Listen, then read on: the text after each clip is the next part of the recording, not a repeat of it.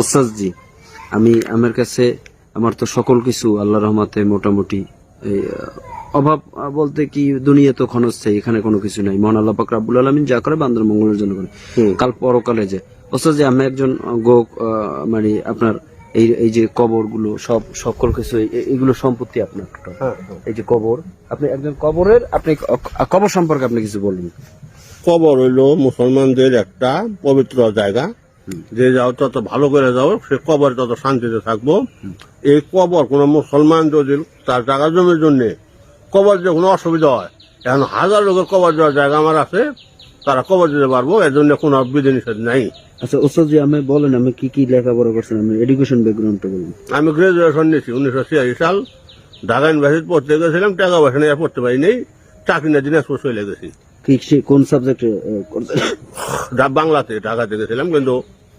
আচ্ছা আমি বাংলায় অনার্স মাস্টার্স আমি করছি না, তাহলে আমি আমার যোগ্য উত্তরসূরি হইতে পারি না? অবশ্যই। তাহলে আমার জন্য কোন জায়গায় আমার 3.5 হাত মাটি দেবেন? আমি পৃথিবীতে আমার সবাই কষ্ট দিছে, আমি কষ্ট ছাড়া আমি কিছু পাই নাই জগতে, কষ্ট ছাড়া আমি কিছু আমার জায়গাটা দেখাই দেন। সারাদিন হাত কবর করিস নাই আমি, বীরদের নলে পোড়া, মরার পরে আমায় মারিস না তোরা, মরার পরে আমায় মারিস না, কাঁদিস না রে জংলার বাস, আমি একটা জিন্দা লাশ, কাটিস না রে জংলার বাস, আমার লাইগা। এই যে সবচেয়ে আমার কবর ভাই ভাবি দেখা দেখি গান গান ওস্তাদ জি, আমার খবরটা কোন জায়গায় বিষয়টা বলেন, আবার বলেন। তুমি কি বলছেন মানুষ এই বয়সে কাম দাও, সব সংসারই লাগছে, আল্লাহ ছাড়া কেউ নাই, এটা সব আমার জমি, আল্লাহ দেখে আল্লাহ জমি। এই যে এটা আমার ছোট ভাই, এই যে আমার বড় কন্ট্রাক্টর আছিল, 21 কোটিটার কাম ধরে কাম করার অবস্থায় মারা গেছে। ওই মা মারা গেছে মনে করো যে শুক্রবারে, ভাই মরছে বুধবারে, বুধবারে আমার জন্মদিন, 9/6 আমার জন্ম। আমার আব্বার খবর, আমার আব্বা শিক্ষক ছিলেন, একটা প্রাইমারির প্রায় 40 বছর শিক্ষকতা করছেন। এগুলো যে সমাজের কবরখানা। তা আমার খবরটা কোথায় স্যার? আপনার পাশে দিবেন আমার? এইটা সব যেখানে তুমি নিবো ওখানে তোমার না, আমি নিব না, আপনি আপনি আপনি বলেন যে আমি আমার যে জায়গায় দেবে, এই যে সাহিত্য করিয়ে দেবে, এই চাচি আম্মা বা কাকি আম্মার কই যাবেন যে আমি 3.5 জমি ওরে দিয়ে গেছি।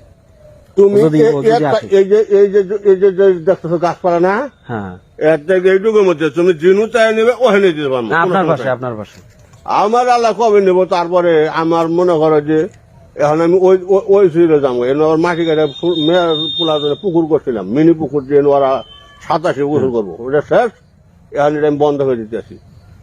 কোন জায়গায় আপনি যে জায়গায় থাকবেন, মানে একটু বলেন যে আল্লাহ যদি তোরে নসিব করে আমার পাশে কবর থাকবে, সেটা বলেন। এই যে এখানে এই থেকে 8টা সিরিয়াল হবো, এই সিরিয়ালের পরে আবার উত্তর দিকে চলে যাবো।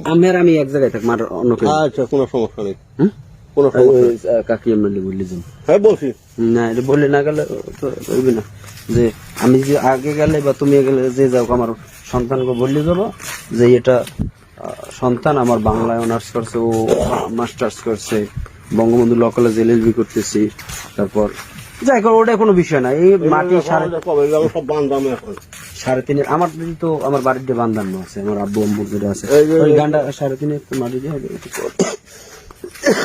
আমি কবরের জায়গাটা খালি ওই দিয়ে কিনতে পারিনি, মানে আমার পয়সা নাই সোজা কথা। 30,000 টাকা মোবাইল আছে, কিন্তু মোবাইলে ওই নেই।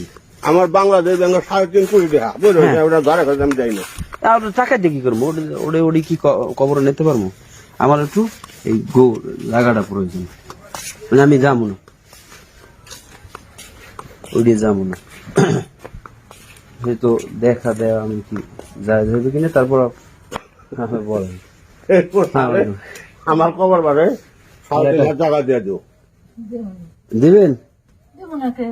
এই যে বলেন যে আমি যদি বাচ্চা থাকি, যে আগে যাও, আমার বাবা আমার দিয়ে গেছে, আমি বাংলা অনার্স মাস্টার্স কমপ্লিট হয়ে গেল, কোনো সমস্যা নেই। যদি আমার নসিবে থাকে, আর নসিবে না থাকলে আমার বাড়িতে হইবে। আর আমি খালি আমার জায়গাটা ছিল, মানে কবরের জায়গাটা বাকি ছিল, আল্লাহর কাছ থেকে আমি জীবনে যা চাইছি আল্লাহ আমার দিয়েছে, সব আশা পূর্ণ করছে। তোমার বাড়ি কই? বাড়ি বরগুনা জেলার পাথরঘাটা উপজেলা। আমার পিতার নাম মরহুম আব্দুর রহমান, মাতার নাম মোসাম্মদ হেও মারা গেছে বিউটি বেগম, আর এক ভাই পুলিশের এএসআই আছে।